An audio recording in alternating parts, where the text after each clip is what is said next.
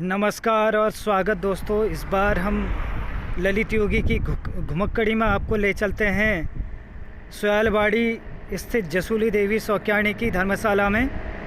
मित्रों, ये धर्मशालाओं के ऐतिहासिक पक्ष पर कुछ दृष्टि डालना चाहता हूँ। ये जो धर्मशालाएं हैं उच्च हिमालयी क्षेत्र में रहने वाली दातू गांव की जसूली देवी सौक्याणी के समय की बनी हुई है। संभवतः यह चंद और कत्यूरी शासनकाल के मध्य में बनाई गई हुई धर्मशालाएं हैं। मित्रों, इन गांवों में पूर्व में ये जो धर्मशालाएं निर्मित की गई हैं और गई थी, तो इसमें जब गाड़ी के संसाधन नहीं हुआ करते थे और यातायात की व्यवस्था नहीं थी, सड़कों की व्यवस्था नहीं थी, तो लोग दूर यात्राएं करते थे, तीर्थ यात्राओं को जाते थे। तो उस उद्देश्य से कि जो निवासी और जो राहगीर होंगे वो इन धर्मशालाओं में रहेंगे और थकान मिटाएंगे। मित्रों, आज इन धर्मशालाओं की स्थिति देखकर ऐसा लगता है कि हमें अपने अतीत पर गर्व नहीं है। साथियों, ये वही जसूली देवी सौक्याणी है, उनकी धर्मशाला लिखी है, आप देख रहे होंगे। खीना पानी में स्थित यह 10 कक्षीय धर्मशाला है। इस धर्मशाला की खास बात यह है कि यह सड़क के किनारे इतने भव्य रूप में निर्मित की गई है। और कैसे इसको निर्मित किया गया होगा, कैसे उस समय के लोग होंगे जो इतने समर्पित होकर समाज के लिए उन्होंने इतना दान किया और इतना समय दिया, इतनी समाज सेवा की।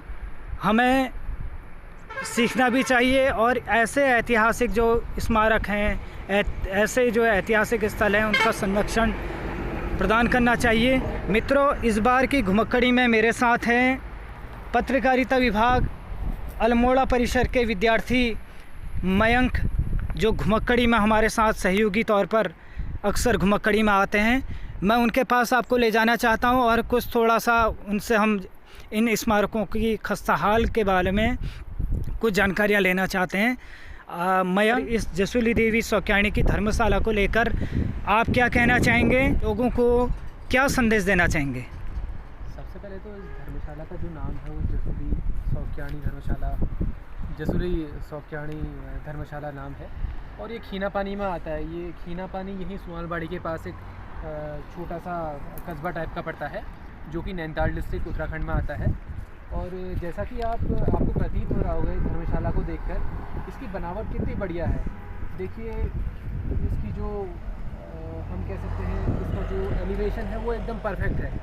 तो जैसा कि आप देख पा रहे हैं कि जो इसके अंदर है, यहाँ पे कुछ जो आरजक तत्व होंगे उनने कुछ ये यहाँ गंदगी फैला रखी है, नशाखोरी कर रखी है यहाँ।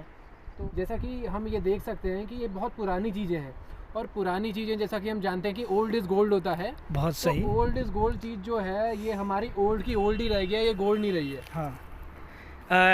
मयंक, मैं ये जानना चाहूँगा हमारे दर्शकों को और हमारे सभी जो ऐतिहासिक स्थलों में आकर घुमक्कड़ी कर इन चीज़ों से लाभान्वित होते हैं, उनको ये बताओ कि ऐसी चीज़ों का संरक्षण क्यों किया जाना चाहिए? देखिए, सबसे पहले तो एक धर्मशाला है।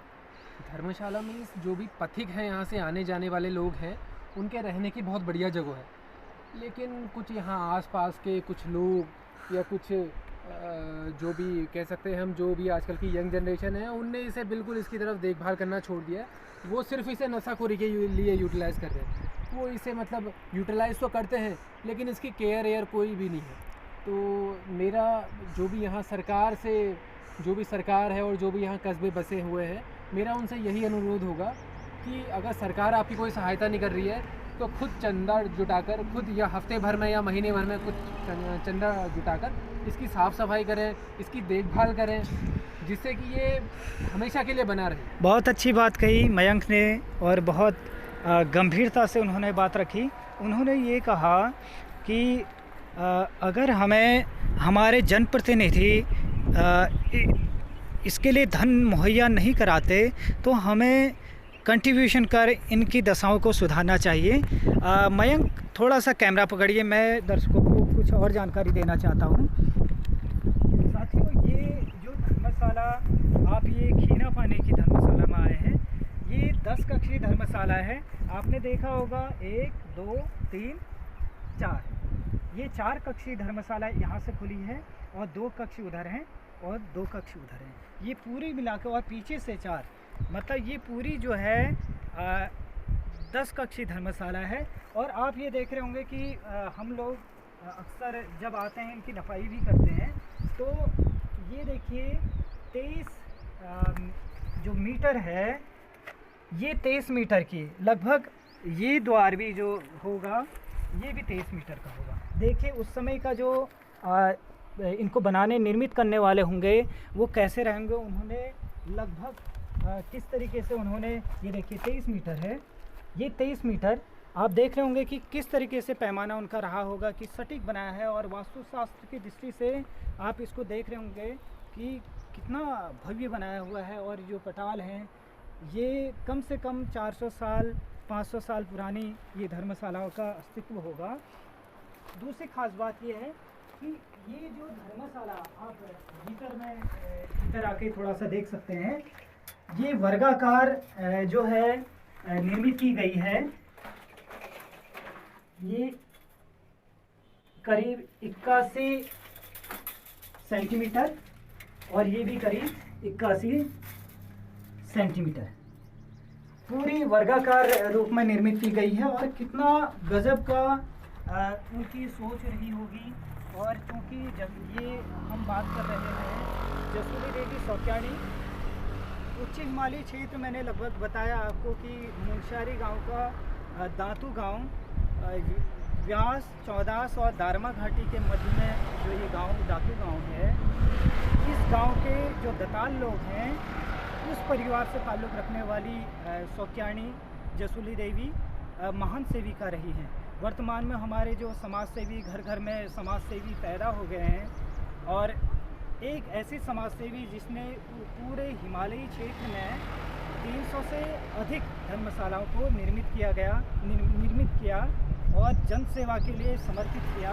क्या ऐसे स्मारकों का संरक्षण नहीं होना चाहिए? क्या हमारी उत्तराखंड सरकार क्या ऐसी विदुषी महिला, ऐसी महान महिला के नाम पर क्या इनका जीर्णोद्धार नहीं कर सकती? क्या इसको ऐतिहासिक पर्यटन में शामिल नहीं किया जाना चाहिए? इन सभी दृष्टि पर हमें चिंतन करना चाहिए साथियों। और अंत में यही कहना चाहूँगा कि ये क्षतिग्रस्त हो गई, एक कक्ष इसका क्षतिग्रस्त हो गया है। तो हमारे जो ग्राम प्रधान, जो क्षेत्रीय नेता के तौर पर हम जिनको देखते हैं इस गांव के, खीना पानी गांव के, क्या उन लोगों की दृष्टि इस पर नहीं गई होगी? क्या वो लोग अपनी बातों को जनप्रतिनिधियों के सामने नहीं रख पाते होंगे? इनका संरक्षण होना चाहिए। और मैं जो जसूली देवी सौक्याणी है उनके परिवार के, दताल परिवार से यह अनुरोध करना चाहूँगा कि आपकी यह विरासतें, आपके पुरखों की यह विरासतें आज भी जीवित हैं और बहुत क्षतिग्रस्त अवस्था में हैं। जिस तरीके से इसका वास्तुशास्त्र है बहुत भव्य है, बहुत अच्छा है। उत्तराखंड सरकार के सामने ऐसा कोई दस्तावेज पेश किया जाना चाहिए, ऐसा कोई प्रपोजल पेश किया जाना चाहिए कि इसका संरक्षण प्रदान किया जा सके। दूसरी बात मैं ये कहना चाहता हूँ कि हमने करीब 8 साल की घुमक्कड़ी की। उस दौरान में दिवंगत रघुवीर सिंह रमकरी जो इतिहास के शोधार्थी थे, उन्होंने और मैंने जो उत्तराखंड में जितनी भी जो जसूली देवी सौक्याणी द्वारा निर्मित जो धर्मशालाएं थी उनका क्षेत्रीय सर्वेक्षण किया। और बाद में भीमताल में एक सेमिनार हुआ था धर्मशाला को लेकर, उसमें रंग समाज का कुंभा जुटा था, तो वो दस्तावेज वहाँ पेश किए गए। तो वो उनका अध्ययन किया जाना चाहिए और एक किताब के रूप में इसको संरक्षित किया जाना चाहिए।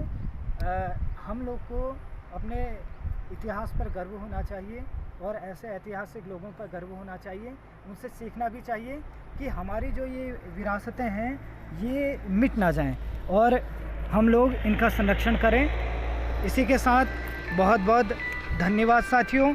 अगली बार हम आपको ले चलेंगे कहीं और घुमक्कड़ी में डॉक्टर ललित चंद जोशी घुमक्कड़ के साथ।